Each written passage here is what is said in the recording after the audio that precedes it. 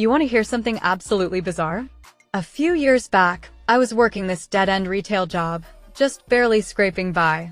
My manager, let's call him Dave, was this total micromanager who constantly bragged about his glory days as the star athlete of his small town.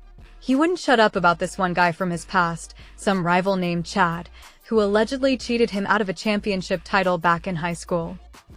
Dave's wife, who I guess had a wicked sense of humor, found me on social media and sent me a DM. She offered me $300 to show up at their anniversary dinner and act like I was Chad. I thought it was a prank, but she sent me a literal dossier. She had screenshots of old local newspaper clippings, a specific list of inside jokes that were actually just insults, and even instructions on how to replicate his obnoxious laugh. So I show up at their house, wearing a vintage Letterman jacket I found at a thrift store, and I wait for their right moment. Right when Dave starts telling the story again to his guests, I walk in, tap him on the shoulder, and say, "Hey Dave, still haven't forgiven me for that buzzer beater, have you?" The look on his face? It was absolutely priceless.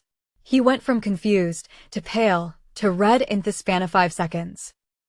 His wife was dying of laughter in the corner, and the rest of the guests thought it was the best live theater they'd ever seen. I stayed for an hour, kept making up ridiculous stories about our rivalry, and even toasted to his mediocre career. I walked out with my cash and a secret store that I'll take you to me grave. Sometimes, you've just gotta commit to the bit, even if it's a little insane. If you've got a crazy gig story, hit that subscribe button and tell me the weirdest thing you've ever been paid to do in the comments below.